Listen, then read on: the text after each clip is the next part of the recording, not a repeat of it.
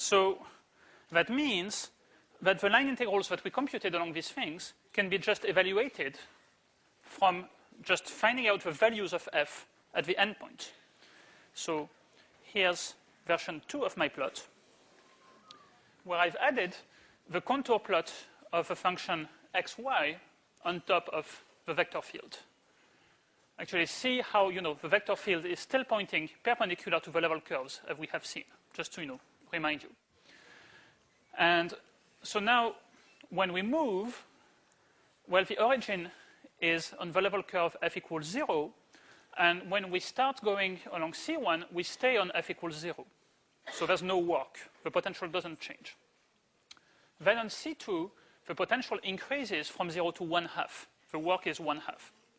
And then on C3, we go back down from 1/2 to 0. The work is negative 1/2.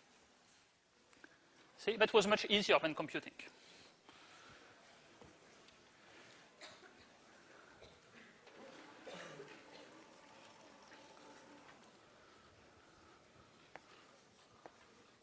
So for example, the integral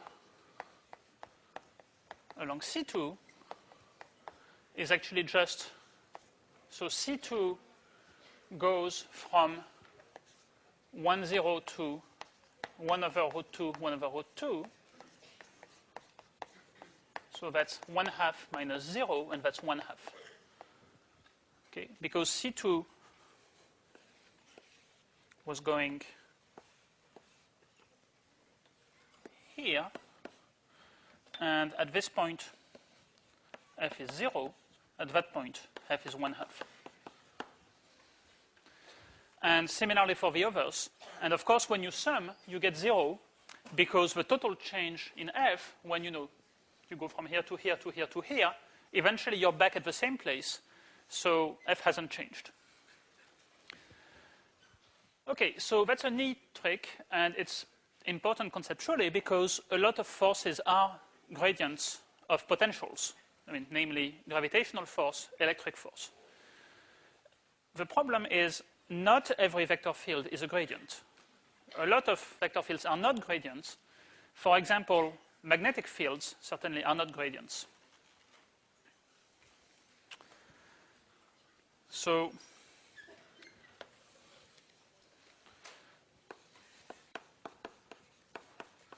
a big warning: everything today only applies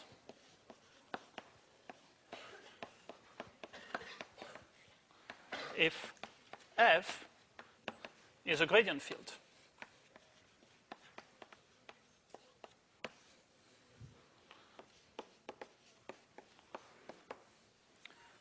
Okay? It's not true otherwise.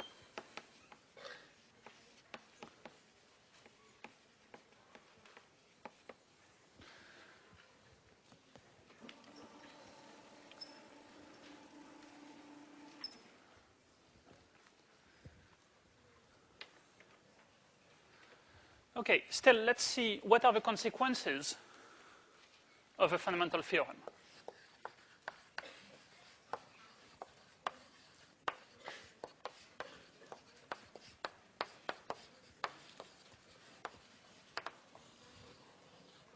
So, just to put one more time this disclaimer, if f is a gradient field,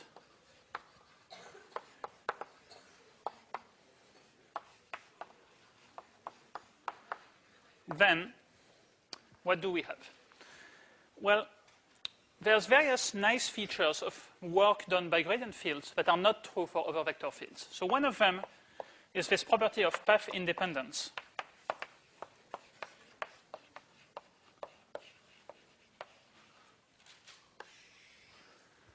Okay, so the claim is if I have a line integral to compute, then it doesn't matter which path I take as long as it goes from point A to point B. It just depends on the point where I start, the point where I end. And that's certainly false in general, but for a gradient field, it works. Okay, so if I have a point P0, a point P1, and I have two different paths that go there, say, C1 and C2, so they go from the same point to the same point, but in different ways, then in this situation, the line integral along C1 is equal to the line integral along C2.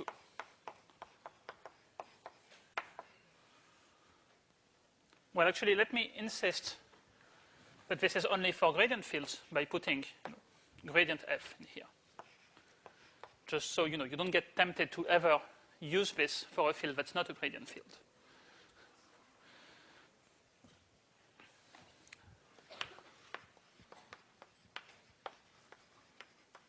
If C1 and C2 have the same start and end points.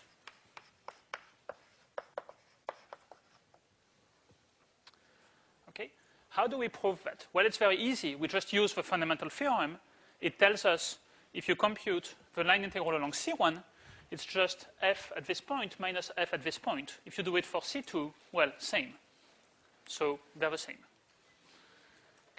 And for that, you don't actually even need to know what little f is. You know in advance that it's going to be the same.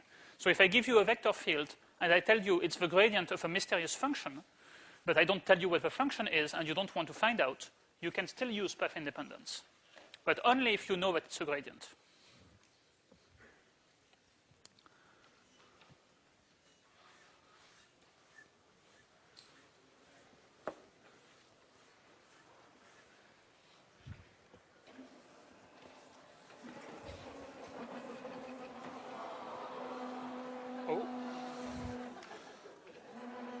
Okay.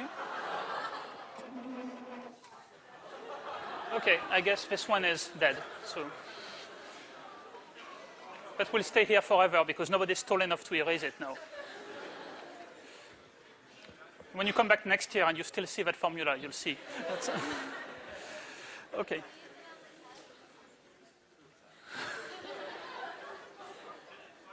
Yes, but there's no useful information here. I mean, that's a good point. Okay, so what's another consequence? One, so if you have a gradient field, it's what's called conservative. Okay, so what's a conservative field? Well, the word conservative comes from the idea in physics, it's the notion of conservation of energy. It tells you that you cannot get energy for free out of your force field. So what it means is, in particular, if you take a closed trajectory, so a trajectory that goes from some point back to the same point. So if C is a closed curve,